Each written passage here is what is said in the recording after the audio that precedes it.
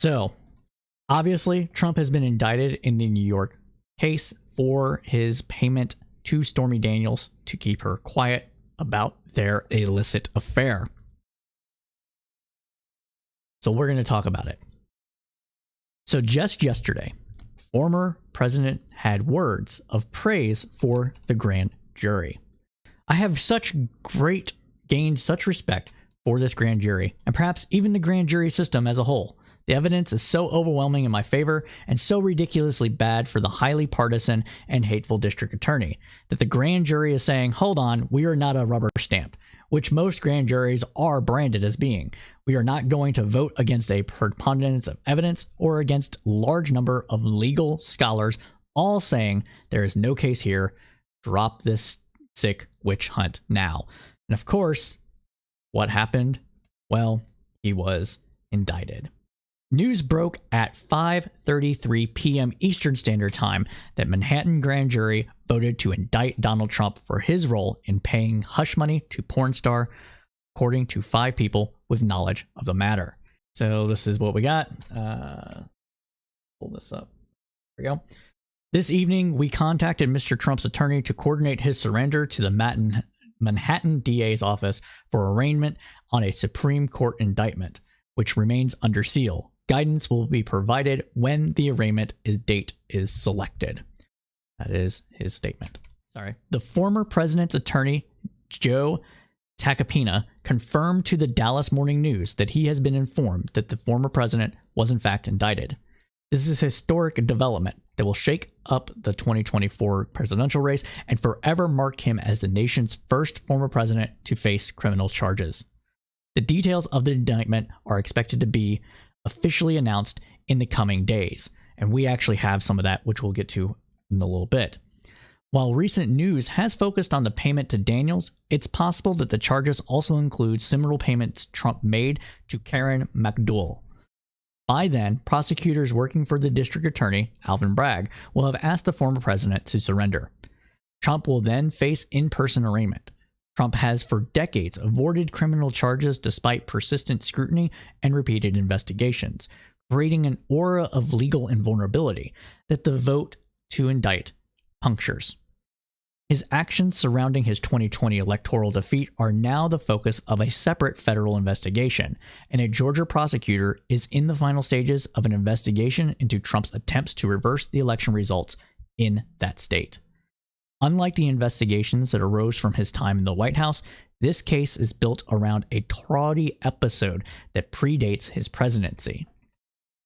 The reality star turned presidential campaign candidate who shocked the political establishment by winning the White House now faces a reckoning for hush money payment that buried a sex scandal in the final days of the 2016 campaign. Today, the 3 lead prosecutors of Trump's investigation walked into a building where the grand jury was sitting in the minutes before the panel was scheduled to meet at 2 p.m. One of them carried a copy of the penal law, with post-it notes visible, which was likely used to read the criminal statutes to the grand jury before they voted. So Trump has consistently denied all wrongdoing and attacked Bragg, a Democrat, accusing him of leading a politically motivated prosecution. He has also denied any affair with the porn star, Stormy Daniels, who had been looking to sell her story of a tryst with Trump during the campaign. Here's what else you need to know. Bragg and his lawyers will likely attempt to negotiate Mr. Trump's surrender, which has been talked about at length on the news in the last couple of hours. If he agrees, it will raise the prospect of a former president with Secret Service in tow being photographed and fingerprint in the bowels of the New York State courthouse. The prosecution's star witness is Michael Cohen, Trump's former fixer, who paid $130,000 to keep Miss Daniels quiet. Cohen has said that Trump directed him to buy Miss Daniels' silence, and then Trump and his family business, the Trump Organization, helped cover the whole thing up. It should be further noted here that the grand jury indictments, which we'll get to, I haven't had a chance to read them because they dropped right when we hit start the stream, likely include the fact that Trump used campaign money to pay Mr. Cohen back.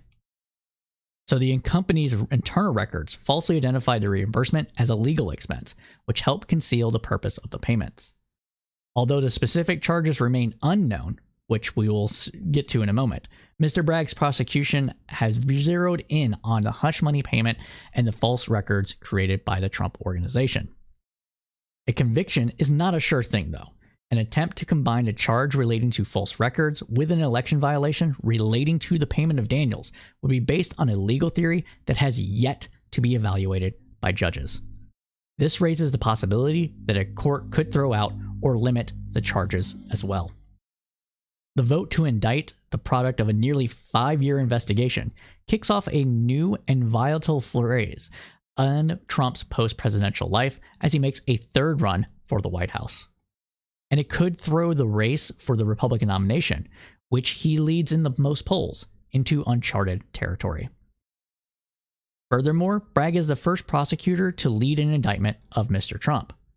He is now likely to become a national figure, enduring a harsh political spotlight, especially as Trump calls him corrupt and feckless.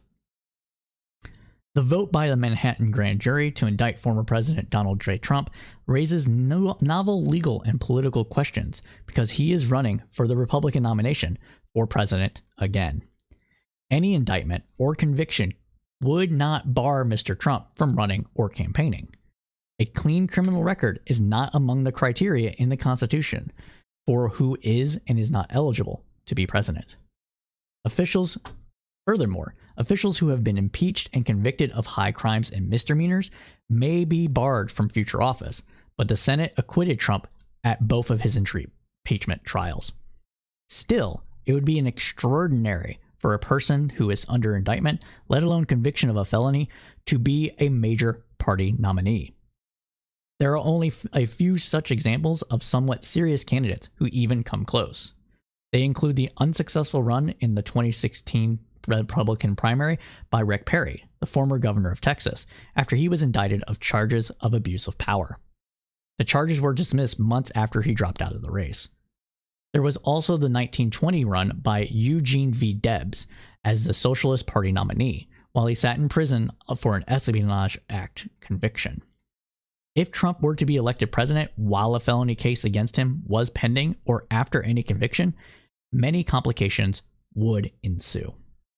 The Justice Department has taken the position since the Nixon administration that even indicting a president while in office would be unconstitutional because it would interfere with the president's abilities to perform duties as head of the executive branch.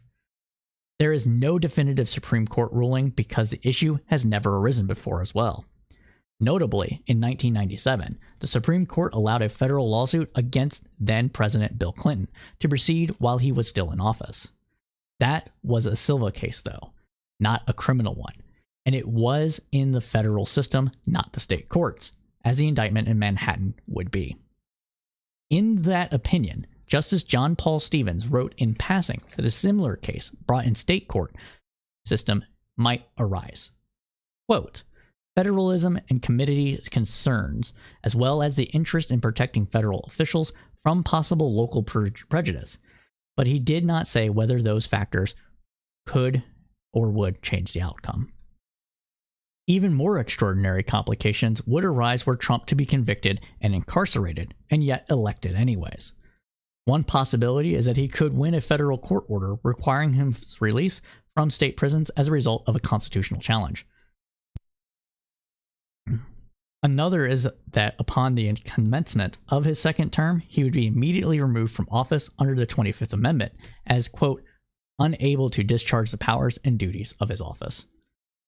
The Rolling Stone said in late reporting today that some observers have argued that the criminal case against Trump lacks gravitas, and that the salacious nature of the Stormy Daniels scandal makes it a poor test case for the serious and unprecedented business of seeking a criminal conviction of a former president.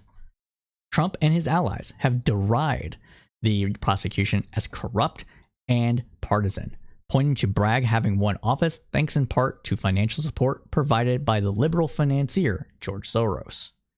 And while Soros did contribute money to the Color of Change Pact, which later endorsed Bragg, he did not expressly contribute to the Bragg campaign. The Huffington Post reported that the indictment in New York City gives Trump, who frequently claimed that his actions as president were historic, another claim to history. Quote, he became the first of the 44 ex-chief executives to be charged with a crime. He had previously entered the history books by becoming the only president to be impeached twice. End quote. There's obviously a concern that this announcement will result in pockets of violence in parts of the country as well. However, Trump's rally in Waco, Texas this weekend drew a crowd of less than 3,000 in a venue with a capacity for 25, or rather, a capacity of 50,000. And in response to Trump's call for protest when he himself announced his pending arrest, resulted in only a handful of peaceful protests in New York, West Palm Beach, and California. Now, as far as those indictments are concerned, let me give a quick Google search for this because I don't know if they dropped or if this is just a report from CNN. So according to Reuters and CNN, former U.S. President Donald Trump faces more than 30 counts related to business fraud in an indictment by Manhattan grand jury investigating hush money payment to a porn star, CNN reported on Thursday, citing sources and without providing further details. In other words, this is likely what is happening, but there's no one wanted to speak of it on the record. So there is that. So let us now bring up what Trump said about the indictment here. So, statement by Donald Trump, 45th President of the United States. This is a political prosecution and election interference at the highest level in history. From the time I came down the golden escalator at Trump Tower, and even before I was sworn as your president of the United States, the radical left Democrats, the enemy of the hard-working men and women of this country, have been engaged in a witch hunt to destroy the Making America Great Again movement. You remember it just like I do. Russia, Russia, Russia. The Mueller hoax. Ukraine, Ukraine, Ukraine. Impeachment 1 hoax. Impeachment hoax 2. The legal and unconstitutional Mar-a-Lago raid. And now this. The Democrats have lied, cheated, and stolen in their obsession with trying to get Trump. But now they've done the unthinkable, indicting a completely innocent person in an act of blatant election interference. Never before in our nation's history has this been done. The Democrats have cheated countless times over the decades, including spying on my campaign. But weaponizing our justice system to punish a political opponent who just so happens to be a president of the United States and by far the leading Republican candidate or president has never happened before. Manhattan DA Alvin Bragg, who was handpicked and funded by George Soros, as we just said was not entirely true, is a disgrace. Rather than stopping the unprecedented crime wave taking over New York City, a common Republican talking point, he's doing Joe Biden's dirty work, ignoring the murderers and burglaries and assaults he should be focused on. This is how Bragg spends his time. I believe this witch hunt will backfire massively on Joe Biden. The American people realize exactly what the radical left Democrat are doing here. Everyone can see it. So our movement and our party, united and strong, will first defeat Alvin Bragg. Then we will defeat Joe Biden. And we will going to throw every one of those crooked Democrats out of office so we can make America great again. End quote. By the Trumpier. The Trumpier. There's still more. Now we got some reactions to the Trump indictment to go over as well from Republicans far and wide. First up, we have Ron DeSantis stating, quote, oh, look, wait a second. Does he pay for Twitter? Legacy verified, okay. At least he doesn't pay for Twitter. Anyways, the weaponization of the legal system to advance a political agenda turns the rule of law on its head. You would know.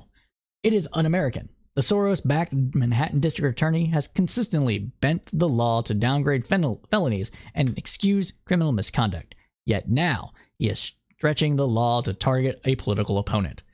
Florida will not assist in the extradition request given the questionable circumstances at issue with the Soros-backed Manhattan prosecutor and his political agenda. What I believe this means is that Ron DeSantis is in fact less likely to run than to run. I give it a under 50% chance that he actually jumps into the race for 2024. I have been saying that for a bit now. My certainty of him running has diminished over time. And the reason I say that is because the longer it goes out, the less likely it is that he can jump in without alienating Trump and therefore the Trump base. DeSantis saying that Florida will not assist in an extradition request, even though it's not going to happen. Trump's lawyers have already said that he will go willingly and have said that for the last week. Means that he is still trying to thread that needle and make good with Trump's backers. And that will make it incredibly hard for him to take Trump on in a primary.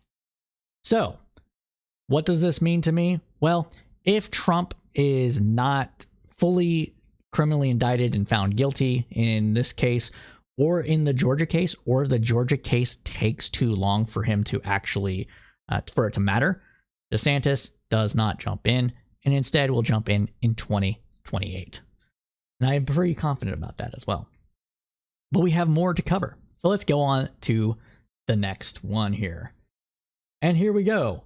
This is going to be fun. Of Don Jr. Donnie boy, Don Jr. I'm going to go make some phone calls. I'm going to look into this further. I don't know if he's actually crying or if these are fake tears, but they might be real. I mean, if Trump goes down, likely a lot of his family members are going down for the same thing, since it is a family business and all of the family is involved. But let's go ahead and restart that just so that we get a clear hearing of just what Don Jr. is going to say. I'm going to go make some phone calls. I'm going to look into this further. I'm going to see, what exactly it means and, talk to the team. Maybe we'll have to do a special over the weekend. I just, I don't have much more to say other than the insanity of what it is. The weak-kneed response from so many Republicans, especially those that, have done a really good job of paying influencers to make them seem really MAGA. Hey, I get it. Unfortunately, that's the game, and that's what it is for them. They don't really care about these things. They care about. Oh, that's good. He you know what? He's not wrong. He's not wrong. Paying influencers to seem MAGA, which I don't know if that's what's going on, but everybody is playing to the MAGA base here in the Republican sphere here for the most part. Even people running against Trump are like, well, I differ from Trump on some things, but we agree more than we differ. I just think that we need somebody new.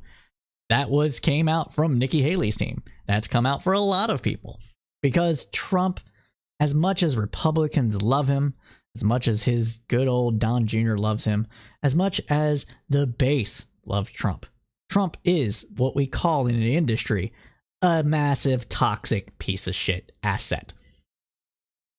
He is. He's just tainted. That's why he lost in 2020.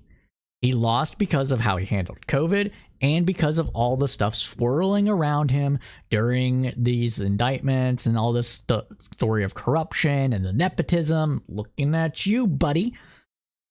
People don't like that. Swing voters don't like that. Swing voters also don't like the seemingly prosecutorial dip stuff that's going on somewhat. So it might help him in a little bit if he's seen as a martyr. But if we're all honest with ourselves, and I think that we should be, this hurts him.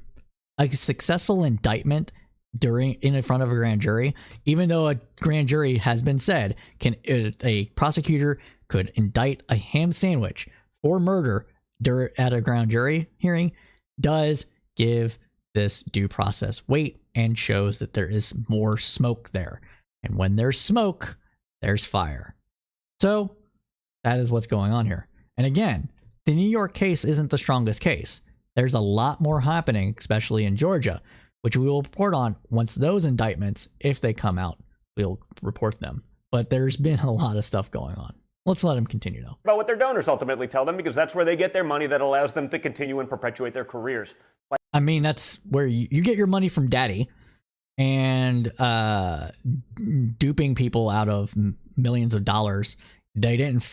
The Trump team didn't fund their own campaign. They funded their own campaign with a loan that they paid back with donor money. But anyways, why they hate Trump, because Trump doesn't really need them. It's why they've pulled. No, that's a lie.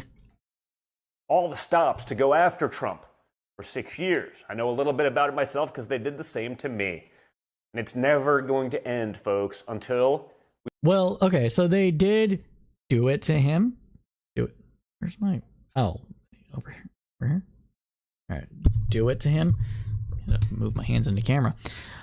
Because the Mueller investigation looked at the Trump Jr., for talking to Russians and oligarchs or what have you, and determined that he was too stupid to break the law. I don't think that should have been defense, but it was. So we say enough is enough. Again, until we become unafraid to speak out. They have spent probably trillions putting you in your place. Okay. Sure, buddy. Trillions of... Yeah, okay. Okay. We got another tweet from Tom Tillis here on the reaction. Senator Tillis, first GOP senator with a reaction. The indictment doesn't pass the smell test. The Department of Justice already looked into the facts and decided there was no case to be made against Trump. That's not true. That's not true. So the indictment doesn't pass the smell test. Justice Department looked into the facts and decided there was no case to be made against Trump. This is the same district attorney who is notorious for letting violent criminals off the hook. Blah, blah, blah, blah, blah. But then been laser focused on pursuing a politicized prosecution of a former president. Politics should never tip the scales of justice. Congress has every right to investigate the conduct and decision-making of the Manhattan District Attorney's Office. No. We have a federal system. Oh, well, no, they can investigate. Let them investigate. Let all the sun shine in. We're gonna let the sun shine in. But yeah, so that's that. Oh, look, Eric Trump saying this is a third world prosecutorial misconduct. It is an opportunistic targeting of a political opponent in a campaign year. Honestly, this might be the only reason Trump ran again, is to make all these defenses. Like, given how much of lockstep that they are. We got Ted Cruz saying the Democratic Party hatred for Trump knows no bounds. The substance of this political prosecution is utter garbage. There is completely unprecedented and its catastrophic escalation in the weaponization of the justice system. The justice system is not being weaponized, my guy. The justice system is working as intended. You just don't like it because it's going after a person that represents your party, and that taints your entire party. If this was going after Hillary Clinton, which the Justice Department also looked into, you would be praising the Justice Department, the New York Attorney's General Office, the DA's office, Attorney General's office, of saying how great you are that they are doing a service to the American people and protecting the rule of law and ensuring that nobody is above the law. Be real. Just be real. I just want ultimately what I would love to see in all of this is just for some admittance that there is smoke there, it should be investigated, and that we should let the justice system do its thing. But they don't want to do that because it makes them look bad. But we got to continue on. Next up, we have Kevin McCarthy saying Alvin Bragg has irreparably damaged our country in an attempt to interfere in our presidential election. Okay, first of all, this is the way it should be looked at. A presidential primary is not interfering with the presidential election. Full stop. Primaries should be seen as private clubs going through a process to choose a representative of that party to the American people for a particular political office. That's what it should be seen as. It should not be seen as a part of the greater political process of democracy, because it's not. It is nothing more than a private club choosing a representative to represent them. Not you, not me. That's what the general election is for. So stop with that nonsense. Continuing on, McCarthy said that, quote, as he routinely frees violent criminals to terrorize the public, he weaponized our sacred justice system against Donald Trump. So, go after criminals, don't go after a criminal. That's what I'm hearing here. They want a two-tier justice system? Is that what you want, McCarthy? You want a two-tier justice system?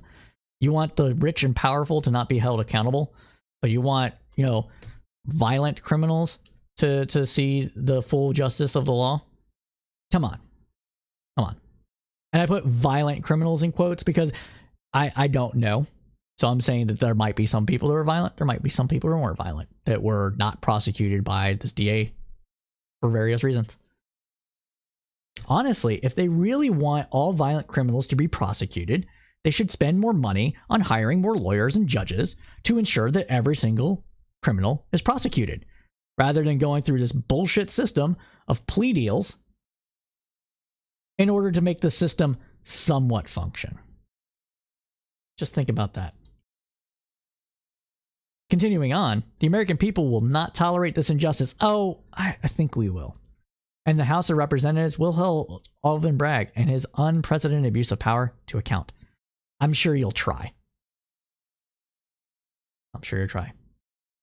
So here's Elisa Stefanik. This lady. My full statement on Trump, released on letterhead for some reason. Today's House Republican Conference Chair, Elisa Stefanik, released the following statement. The unprecedented election interference, again, shouldn't be considered election interference because primaries are not about the general public picking their representative. It is about a private party picking their representative for a particular office in order for the general public and the actual election to pick who serves them. In fact, really, the government should be the only thing that the government really, in my opinion, should be involved in. And maybe this is just my old libertarianness speaking, or maybe they just had a good point. Really, the government should just fund the government should just fund the general election. And let the primary just be funded fully by the parties themselves. And the parties, however they want to decide how they pick their representative for that ticket, just go about doing it in the way they see fit. Continuing on, though. From corrupt socialist district attorney Alvin Bragg. These people don't know what socialism means. This guy is a quintessential liberal. I doubt that there's a socialist bone in his body. So, again, more nonsense. As usual. It's a political witch hunt and a dark day for America. No, not really a dark day. It's a dark day if you all decide, if somebody decides to try to kill people over it, then it becomes a dark day of America. But, rhetoric, whatever. The radical far left will stop at nothing to prosecute Joe Biden's chief political opponent ahead of 2024 presidential election to suppress the will and voice of the American people. If this is the best you have to offer the American people, is a washed up, has-been, former reality TV star who convinced millions of people that he knew what the fuck he was doing when it came to running a business, despite the fact that thousands of his businesses have failed and he had always been bailed out by his daddy's money, and the fact that he had connections within New York's in order to get land to build buildings during a time when real estate value was going through the roof, and yet somehow still managed to go bankrupt several times. You have to reassess your priorities. And everything I just said about Trump is provable. Everything. This man has said so himself, and it is evident in his tax filings and the trust that his daddy left him. A small loan of $300 million can easily turn into billions of dollars just by sitting on it on the stock market. So I don't want to hear it. What is it? 8% a year for 20 years? Yeah. Continuing on. Tens of millions of patriotic Americans have never been so energized to exercise their constitutional right to peacefully organize and vote at the ballot box to save our great republic by electing President Donald J. Trump in 2024. Given his rally in Waco, I don't know about that, bro. I don't know. But wait, there's more. Now we got MTG Mayor Marjorie Taylor Greene saying impeach Biden. He'll give us every reason. And the family banking records and more are giving us receipts. He's given us every reason. What family banking records? You mean the bullshit on the laptop? Okay. But now the gloves are off, apparently. Prosecute any and all crimes. Enough of this witch hunt bullshit. Well, if we're prosecuting any and all crimes, then I hate to break it to you, Marjorie. Trump has committed crimes. From the looks of it. Between paying off a porn star to hush money, lying about where that money came from, instructing Michael Cohen to do such, the Georgia election phone calls with saying, wink, wink, hey, just find me 24,000 votes. One more than Joe Biden got. So we can call this thing a good deal. Twice, possibly. How about lying on taxes? How about the fraud that's coming from New York? Like the Trump organization was found guilty of inflating their asset values in order to get loans. They paid off assessors to say that their properties were worth more money than they are, and then used that to get bigger loans from banks at more favorable interest rates. You don't have a problem with that? You don't think fraud is a crime?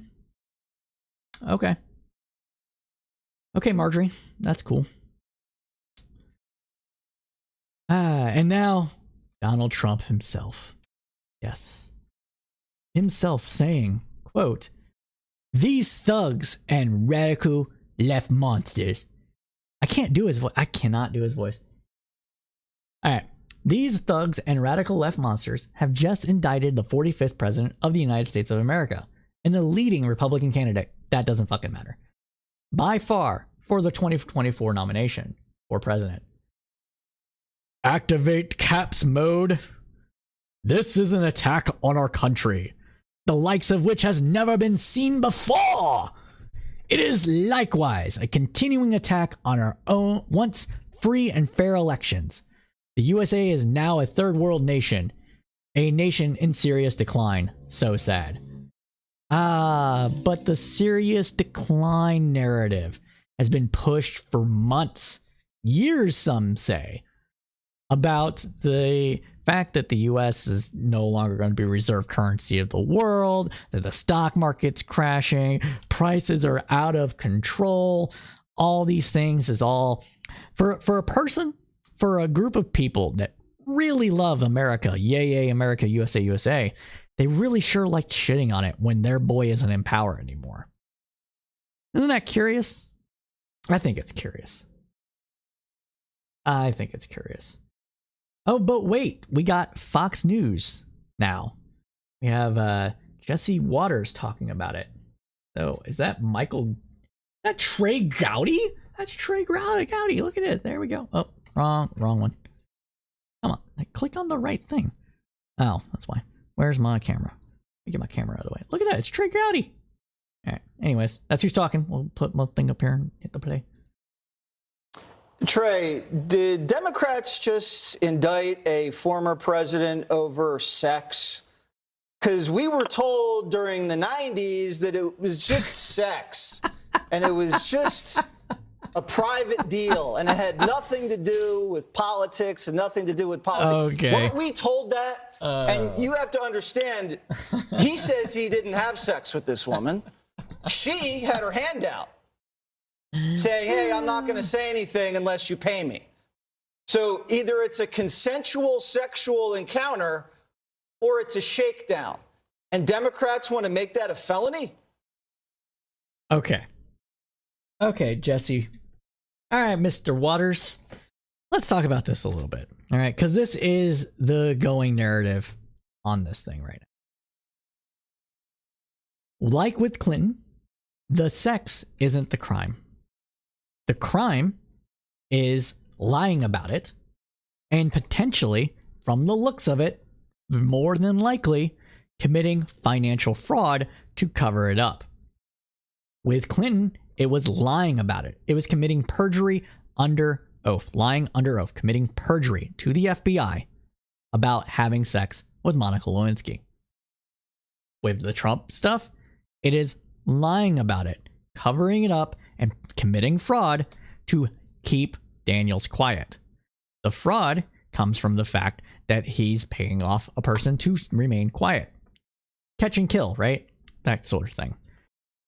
The fraud comes with misrepresenting the fees he paid to his lawyer, Michael Cohen.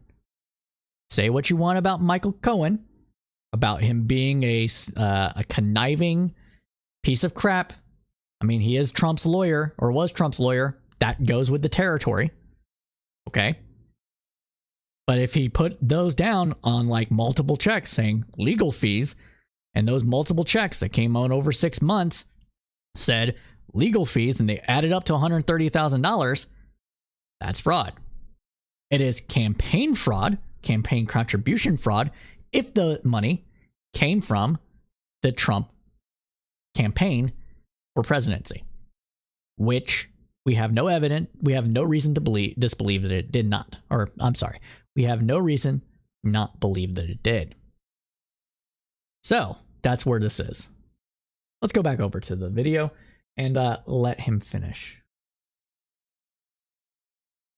Well, keep in mind, it can't be sex because Alvin Bragg, among the many crimes he said he was no longer going to prosecute, prostitution was on that list. So, okay, sure, buddy.